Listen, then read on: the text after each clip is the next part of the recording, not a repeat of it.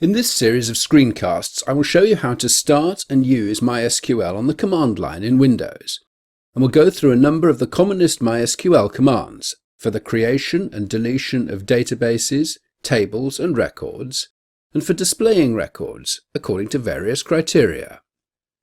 To start the Windows command line, click on the Windows Start button and type in cmd in the search box.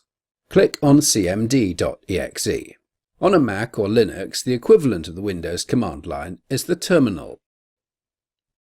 We need to change directory to the MySQL binary directory, which in an XAMPP stack is under MySQL and then in the bin directory. So type cd space c:\xampp/MySQL/bin and press enter.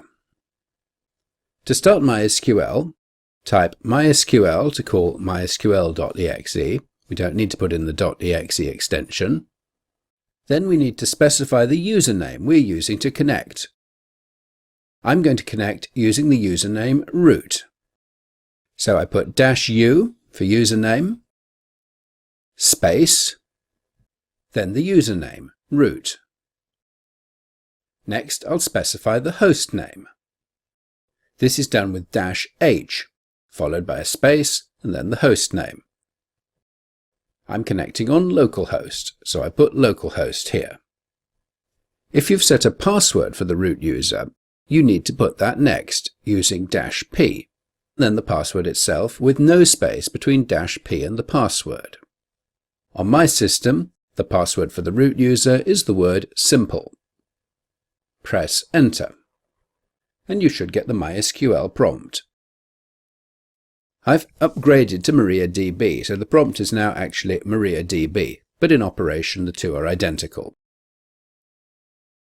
If you have no password set for your root user, you can omit the -p password. And you can also actually omit -h localhost, because the system will default to localhost if you do not specify a host name.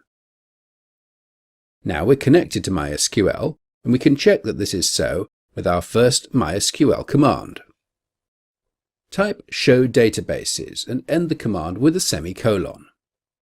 All MySQL commands on the command line have to end with a semicolon. Press enter, and a list of databases is returned. This verifies that we've successfully connected to MySQL and can see the databases on the system. Let's begin with a few basic commands and a look at how the command line works. At the MySQL or MariaDB prompt, type help and press enter, and you will get a short list of commands. The left-hand column contains the long form of the command and the second column the short form. For the moment, we'll look at just 4 of these. The first is a question mark or a \question mark, which is exactly the same as help, which we just tried. Press question mark or \question mark, and the same list of commands is returned. The second we'll look at now is print or \p. Type show databases again, but this time do not put the semicolon at the end. Press enter, and nothing will happen. This is because the system is waiting for the semicolon to tell it that the command is finished. This allows us to enter multi-line commands, or to cancel the command if we spot an error. Now press \p and press enter, and the command will be printed out on the screen, still not executed, and we can check that it's all correct before we enter a semicolon and press enter to finally run the command. Let's say we made a mistake. Maybe we typed show databases with a spelling mistake. We do \p to check, and we spot the mistake, and decide we want to cancel the command.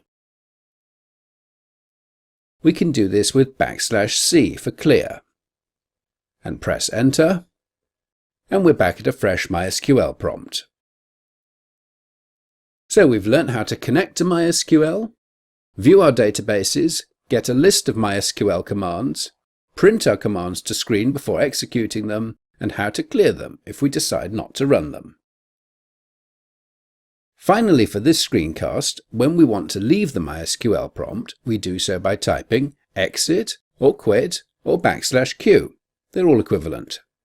And pressing enter. And we're disconnected from MySQL.